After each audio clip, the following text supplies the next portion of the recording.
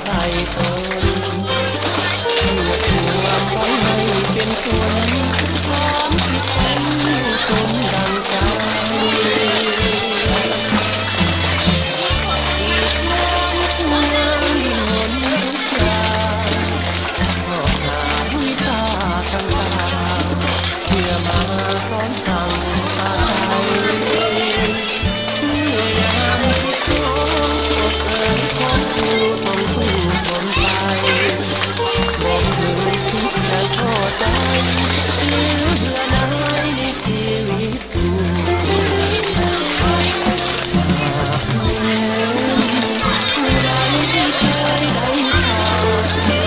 ชีวิตนั้นแสนดนดาปากมันเป็นหน้าอดสูแต่ก็พอใจเลื่อมใสในชีวิตกูจิตใจฝังอยู่เป็นครูชั่วอาวาส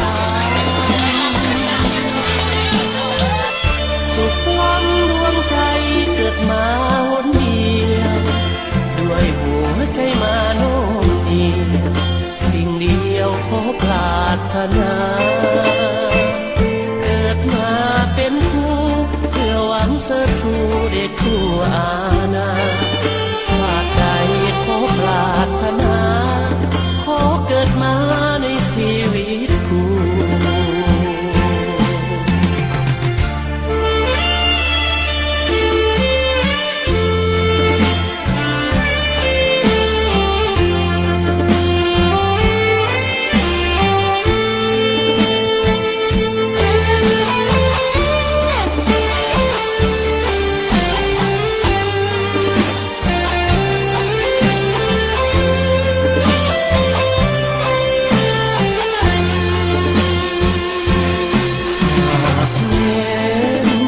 ผู้ใดที่เคยได้ผ่าน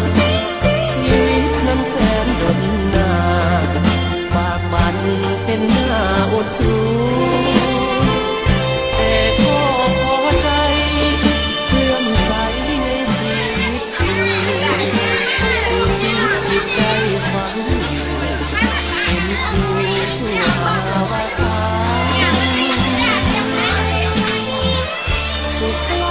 ถ้าใครอยากบอกให้เขาไปจะไม่ทราบบอกเลยเด้อด้วยหัวใจมาโน้มเอียงสิ่งเดียวขอปรารถนาเกิดมาเป็นครูเพื่อหวังเสริมสู่เด็กทั่วอาณาชาติใดขอปรารถนาขอเกิดมาในชีวิตกู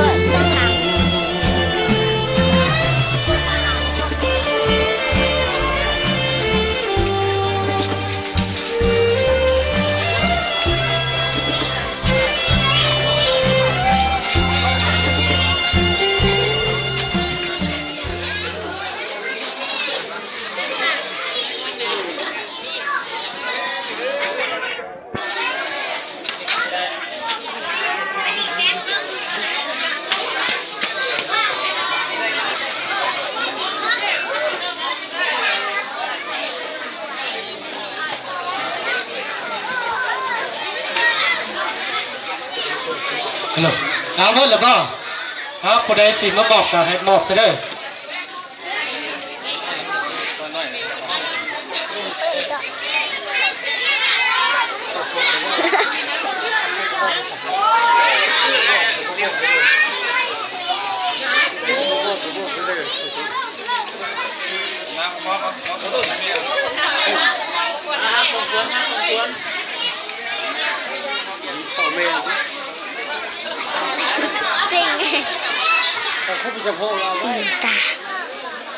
ไม่หรือว่าสำหรับนักเรียนขอเชิญทางครูอาจารย์พักผ่อนแล้วขอเชิญเลย